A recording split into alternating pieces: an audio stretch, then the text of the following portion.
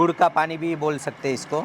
तो ये गुड़ का पानी हमने, जैसे कि इसमें 25 किलो गुड़ गया है बियर फैक्ट्रीज में, या फिर जहाँ पे भी आपको गुड़ की वगैरह या फिर शुगर की रिक्वायरमेंट है उधर हम यूज़ कर सकते हैं उसको। देख रहे होंगे उसको थोड़ा ऐसे उबाल आ रहा है, बुलबुले निकल रहे हैं। इसमें रोज का 1-2 किलो सांदा नमक जाता है। एक्चुअल में ये पहले ही डाइजेस्ट हो जाता है, मतलब इसमें एमिनो एसिड्स पहले से ही बन जाते हैं। तो इसके वजह से क्या होता है कि जो फर्मेंटेड फीड है वो जाने के वजह से आपने को फीड कम लगता है। 3 बकेट जाएंगी जो कि 20-20 लीटर की है। तो इसमें आप देख सकते हैं इसमें सूखा चारा भी है और इसमें कॉन्सेंट्रेट दाना भी है, और ये बड़े बड़े डंठल भी है ना, ये पूरा सॉफ्ट हो जाते हैं। अभी ये कड़क दिख रहे हैं आपने को, पर ये सुबह तक ये सॉफ्ट हो जाते हैं।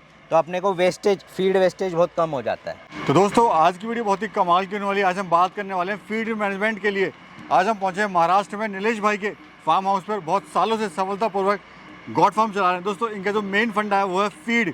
अगर आपकी फीड अच्छी होगी तभी आपका फार्म प्रॉफिट में जा सकता है, अदरवाइज आपका फार्म लॉस में जाएगा। तो चलिए जानते हैं सर से क्या इनका फीड का वो सीक्रेट फॉर्मूला है जो ये बना रहे हैं सालों से, और इस तरह से अपने फार्म को सक्सेस में, प्रॉफिट में ला रहे हैं। सर नमस्कार। नमस्कार। कैसे हो सर? मैं एकदम बढ़िया सर। थोड़ा सा हमारे दर्शकों को परिचय दीजिए सर अपना। पहले तो आपका और आपके दर्शकों का मेरे कपिला कृषि एंड गोट फार्म पे बहुत बहुत स्वागत। आपने सही बोला कि फीड मैनेजमेंट ये बहुत क्रिटिकल और बहुत ही डेलिकेट सब्जेक्ट है जी। इसमें क्या होता है कि भाई लोगों को मालूम नहीं है अभी तक कि क्या डालूं क्या नहीं डालूं, या फिर फिक्स ऐसा कोई फॉर्मूला नहीं है। जैसे कि आप कभी पोल्ट्री फार्म पे देखेंगे तो उनको मालूम है कि पहले प्री स्टार्टर डालना है, स्टार्टर डालना है, फिर फिनिशर डालना है, तो अपने को एक फाइनल प्रोडक्ट आ जाएगा। पर यहाँ पे क्या रहता है कि हम लोग ग्रीन फॉडर भी डालते हैं, ग्रीन फॉडर में भी इतनी सारी वैरायटीज़ है, फिर ड्राई फॉडर भी डालते हैं, ड्राई फॉडर में भी इतनी सारी वैरायटीज़ है। तो हमारे क्या होता है एक कभी कभी इनको बहुत ज़्यादा अच्छा न्यूट्रिशियस फीड जाता है, कभी कभी बहुत ख़राब जाता है। तो इसके वजह से कंसिस्टेंट उनको एक फीड नहीं जाता है। तो दोस्तों आज जो है सर ने बड़ी रिक्वेस्ट पे सर से रिक्वेस्ट करी कि सर मुझे सीक्रेट्स हैं, कोई बताता नहीं है क्या खिला रहा है सीक्रेट्स, लेकिन आज हम आपको दिखाने वाले हैं, लाइव प्रैक्टिकल दिखाएंगे क्या सीक्रेट्स है, क्या मिक्स कर रहे हैं और क्या चल रहा है यहाँ पे। चलिए चलते हैं सर, बताइए क्या प्रोसेस है, स्टेप बाय स्टेप बताइए सर। अभी पहले हमने क्या किया कि अभी इसको अगर देखेंगे जी तो जो हम मोलेसेस बोलते हैं जी, या फिर हम इसको, अगर मोलेसेस नहीं है अपने पास तो ये हम गुड़ का पानी भी बोल सकते हैं इसको। तो ये गुड़ का पानी हमने, जैसे कि इसमें 25 किलो गुड़ गया है, मोलेसेस गया है। कितना लीटर पानी आता है सर ये इसमें? 150 से 200 लीटर तक, मतलब ये पूरा भरेंगे तो 200 आता है। अभी ये इधर ये तक एक 20-30 लीटर कम हो गया है। ठीक है। तो इसमें हम 25 लीटर या फिर 25 kg आप मोलेसेस डाल दो। ये मोलेसेस नहीं है तो गुड़ डाल सकते हैं। सर हिंदी में थोड़ा समझाइए मोलेसेस क्या होता है। जैसे कि ये शुगर फैक्ट्री का बाय प्रोडक्ट रहता है। ऐसी शुगर होती है जो क्रिस्टल नहीं बन सकती है, उसको सिंपल शुगर भी बोलते हैं। तो वो जनरली क्रिस्टल नहीं बनती, इसलिए वो बाहर एक बाय प्रोडक्ट बोल के उसको नहीं ये करते हैं। यूजुअली ये जो रहता है ये बियर फैक्ट्रीज में या फिर जहाँ पे भी आपको गुड़ की वगैरह या फिर शुगर की रिक्वायरमेंट है उधर हम यूज़ कर सकते हैं उसको। ठीक है। तो उसमें आपने इसमें गुड़ डाला या मोलेसेस डाले? हाँ। तो कितना टाइम तक सर इसको रखना पड़ता है और क्या प्रोसेस होता है? ये डेली 1 दिन तक रखते हैं इसको। अभी आप देख रहे होंगे उसको थोड़ा ऐसे उबाल आ रहा है, बुलबुले निकल रहे हैं। कल सुबह तक इसको पूरा ये बुलबुले निकलेंगे इसके, मतलब ये फर्मेंट होगा। ठीक है। इसमें अगर ये नहीं हो रहा है, कभी ठंड के दिनों में बहुत ज़्यादा ठंड रहेंगी तो कभी कभी इसका प्रोसेस थोड़ा कम हो जाता है। तो हम लोग इसमें ईस्ट, बेकरी ईस्ट का आता है 50 रुपए को एक, ये वो डाल देते थे। उसकी वजह से क्या होता है, रूमिनल बैक्टीरिया बढ़ाने में भी बहुत मदद करता है ये। इसमें रोज का 1-2 किलो सांदा नमक जाता है 20 या इसमें।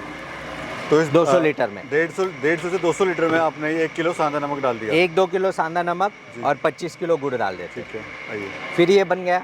तो बेसिकली जो बकरियों को डाइजेस्ट आसानी से हो जाए, हाँ, उसके लिए आप ये बना रहे हैं। यस, डाइजेस्ट आसानी से हो जाए। और एक चीज़ इसका क्या रहता है, हमारा सूखा चारा थोड़ा कड़क रहता है, मतलब इतना चाव से नहीं खाते। आपने बकरी देखा रहेगा, लहसुन ये अल्फा हो गया, लूसन हो गया, ये बहुत चाव से खाती है। क्यों खाती है? क्योंकि वो चबाने के लिए बहुत मुलायम रहता है।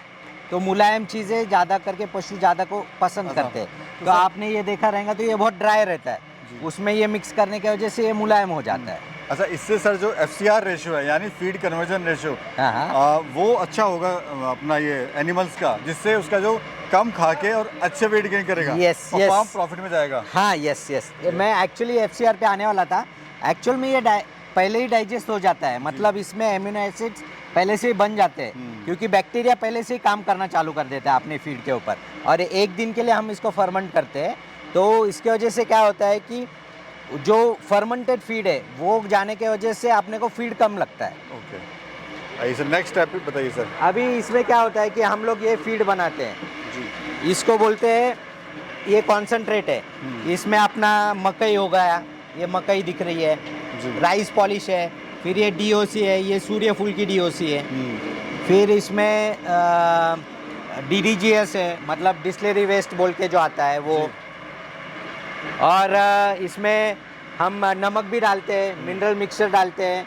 फिर इसमें कभी देखो बारिश कभी आ रही है या फिर सडनली आपका ये चेंज हो रहा है, एनवायरनमेंट चेंज हो रहा है, तो हमारे पास OTC भी है, ऑक्सीटेट्रासाइक्लिन बोल के जो आता है जी। तो वो हम कुछ 5-6 दिनों के लिए यूज़ करते हैं। तो डीवर्मिंग भी हम इसी में से ही देते हैं, मतलब जैसे कि 3 महीने में हम डीवर्मिंग करते हैं तो वो भी दवाइयाँ इसमें ही मिक्स कर देते हैं। ये क्या होता है, हमारे पास ये मिक्सर है, ये पूरा उसको एकदम मिक्स कर देता है, पूरा का पूरा, मतलब उसमें कुछ भी ऐसा पार्ट नहीं है कि भाई इसमें आप है ना 1 चम्मच भी डालो फिर भी वो सारे इसमें पूरा यूनिफॉर्मली मिक्स करेगा। तो इसमें सर जैसे ये बाल्टी में पानी है, इसको एक बार करके दिखाएंगे सर, हाँ। प्रैक्टिकली करेंगे कि इसको कैसे मिलाया जाता है इसमें और उसको कैसे डाला जाता है। आई थिंक जो बड़ी बड़ी कंपनी की जो फीड मशीन होती हैं उसका शायद एक छोटा रूप है ये। हाँ, ये इतना ही रहता है 500 किलो का जी। वो मल्टीपल टाइम्स करते हैं, जनरली 500 या 1000 किलो के आसपास रहता है। अभी इसमें हम क्या कर रहे हैं कि अभी ये कॉन्सेंट्रेट जाएगा, ये हम जैसे 25 किलो का है जी। ये 3 ये जाते हैं और ये वाले टब 3 जाते हैं। अच्छा, ये ठीक है, मतलब ये रेसिपी है एक तरह से। हाँ, वो हमने इनको ऑलरेडी इंस्ट्रक्ट कर दिया है कि ये इतना जाएगा, ये इतना जाएगा, और बकेट 3 बकेट जाएंगी जो कि 20-20 लीटर की है जी। वो एक 60 लीटर हो जाएगा वो, ठीक है। तो ये सब जाके उसमें मिक्स हो जाएगा। मिक्स होने के बाद क्या होता है कि इसका मिक्स होने के बाद हम उसको बाहर निकालते हैं और बाहर निकाल के पूरा एक दिन उसको रखते हैं। अच्छा, एक दिन रखते हैं उसको। हाँ हाँ। और कितना टाइम लगता है सर इसको मिक्स होने में? हार्डली 5 मिनट में पूरा मिक्स हो जाता है। वो डालते डालते ही मिक्स हो जाता है ऑलमोस्ट। ये अभी जैसे जैसे डाल रहे हैं ना वैसे वैसे वो मिक्स हो रहा है। वो पानी भी डाल दिया उसमें, चारा भी डाल दिया, पहले दाना भी डाल दिया था, तो सब जाके अभी मिक्स हो गया, ये मिक्स होके अभी बाहर निकलेगा। अच्छा सर, बच्चे की फीड अलग होती है या फिर माँ की फीड अलग है या प्रेग्नेंट? थोड़ा सा सिर्फ बच्चों के लिए हम थोड़ा सा एक्स्ट्रा न्यूट्रिशंस का ये करते हैं, एक्स्ट्रा प्रोटीन जाए ऐसा करते हैं। बाकी बच्चों का और मम्मी का जो नॉर्मल जो फीड है वो सेम ही रहता है, सिर्फ हम बच्चों को थोड़ा एक्स्ट्रा ये देते हैं। ये अभी इस तरह से जो है आना तैयार हो गया सर। हाँ, ये मिक्स आ गया। अभी ये कल सुबह तक ये पूरा ये जो हमने मिक्स किया है, इसमें पानी वगैरह गया है, नमक वगैरह, ये सब पूरा मिक्स होगा अच्छी तरह से, फर्मेंट भी होगा, और जो बड़े बड़े अपना सूखा चारा था उसमें पूरा वो मिक्स हो जाएगा। जैसे इस तरह से ये, हाँ, ये इस तरह से हमने बना के अभी सुबह आएंगे ना ये, तो इसमें आप देख सकते हैं इसमें सूखा चारा भी है और इसमें कॉन्सेंट्रेट दाना भी है, और ये बड़े बड़े डंठल भी है ना, ये पूरा सॉफ्ट हो जाते हैं। अभी ये कड़क दिख रहे हैं आपने को, पर ये सुबह तक ये सॉफ्ट हो जाते हैं, तो अपने को वेस्टेज, फीड वेस्टेज बहुत कम हो जाता है। आगे जाके इसमें अपने को डाइजेशन बहुत अच्छे से होता है, डाइजेशन अच्छा होता है और खाते भी पूरा है। जी जी। मतलब जो वेस्ट हमारा इसमें अभी 10% भी वेस्टेज नहीं जा रहा है, जो अपना ये जो निकलेगी, जो बाहर निकलेगा, नहीं तो पहले 25-30% तक वेस्टेज था फीड में। अच्छा सर, जो हमारा छोटा किसान है, आप तो इसको एक इंडस्ट्री लेवल पे आपका पूरा गॉड फार्म है, यस यस, जो छोटा फार्मर है उसको क्या फायदा होगा इससे और वो कैसे इसको कर सकता है? नहीं, इसको हम जैसे कि आप अपना कंस्ट्रक्शन लाइन के लिए जैसे वो आला बना के वो बनाते हैं, उसको ये कर सकते हैं, वैसे भी इसको स्मॉल छोटा किसान कर सकता है, कोई दिक्कत नहीं। हम भी पहले है ना, वो हमारा ये है, उसको भट्टा बोलते हैं, तो उसमें पहले डालते थे सब, और जो अपना फावड़ा रहता है उससे वो मिक्स करने का है सब कुछ। तो जैसे जैसे मिक्स आप वो फावड़े से मैनुअली जी जी जी। तो वो भी कर सकते हैं, पर उससे बहुत टाइम लगता है और मेहनत लगती है।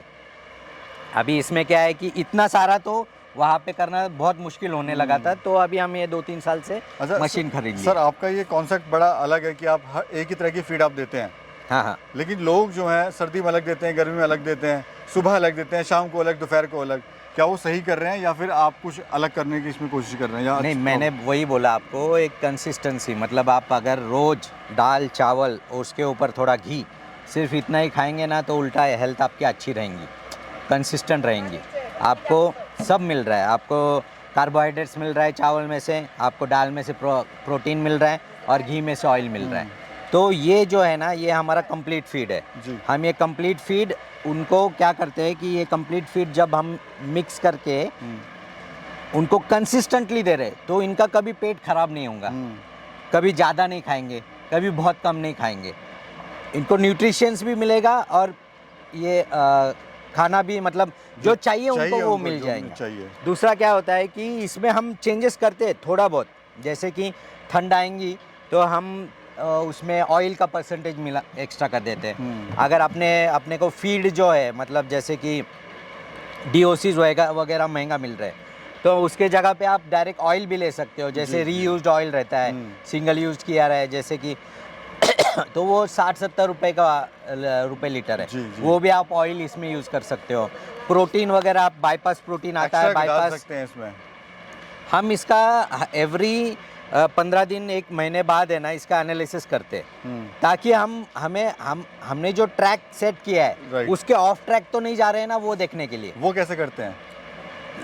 अप्रोक्सीमेट, इसको जो फीड में क्या रहता है, इसका अप्रोक्सीमेट एनालिसिस बोलते हैं इसको। उसमें कार्बोहाइड्रेट्स कितना है, प्रोटीन कितना है, न्यूट्रिशंस टोटल TDN कितना है, टोटल डाइजेस्टेबल न्यूट्रिएंट, और कार्बोहाइड्रेट्स कितना है, ऐसा वो 7-8 पैरामीटर्स है, उसका पूरा का पूरा एनालिसिस का मिलता है। तो हमारे यहाँ पे जो अपना फीड एनालिसिस के या फीड के जो लेबोरेटरीज रहते हैं, वहाँ पे आपको ये चीज़ एक 500 रुपये में करके मिल जाती है सारी। तो हम क्या करते हैं, हमारा कॉन्सेंट्रेट का एक सैम्पल और इसका एक सैम्पल, ये हर महीने मैं जब भी पुणे जाता हूँ तब लेके जाता हूँ, जाते जाते दे के जाता हूँ, वो ऑनलाइन भेज देते हैं मेरे को रिपोर्ट। अच्छा सर, आपने बड़ी अच्छी बात कही और आप कर भी रहे हैं उस चीज़ को कि आप जो वेट गेन है उसको मेज़र करते हैं, उसको देखते हैं हर महीने या वीकली जो भी आपका शेड्यूल आता है। लेकिन जो गरीब फार्मर है वो कैसे पता लगाए जो फीड वो खिला रहा है, क्या वो सही खिला रहा है या कुछ और चेंजेस करना चाहिए? उसमें बहुत डिफ़िकल्ट है। अगर आप बहुत अलग अलग टाइप की फीड्स डालेंगे, अलग अलग उसका न्यूट्रिशन वैल्यू हो गया, प्रोटीन वैल्यू हो गया, फाइबर का वैल्यू हो गया, ये सब का अलग अलग होता है, हम ऐसा मेजर नहीं कर पाते। वही मेरे यहाँ पे भी प्रॉब्लम था। एक कमर्शियल लेवल पे आपको जब फार्म रन कर रहे हो तो आपको ये जानकारी रखना बहुत ज़रूरी है, या फिर आप जो दे रहे हो वो ठीक से दे रहे हैं क्या नहीं दे रहे, वो समझ में, क्योंकि आपका जैसे कि आप हेल्दी खाएंगे तो हेल्दी रहेंगे, फिर आपको आपके यहाँ पे कोई बीमारी नहीं आएंगी, कुछ नहीं आएंगी।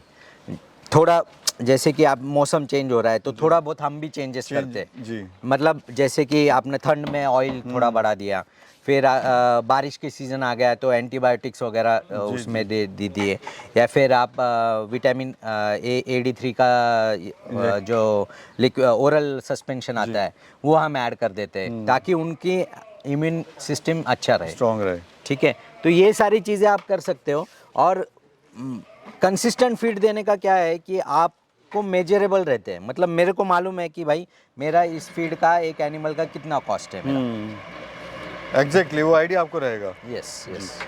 तो इस तरह से जो अपना फीड मैनेजमेंट है वो कर सकते हैं। बाकी अगर को आपको डीपली इन्फॉर्मेशन चाहिए तो सर से आप बात कर सकते हैं, सर का नंबर ऑलरेडी स्क्रीन पे आपको मिल जाएगा।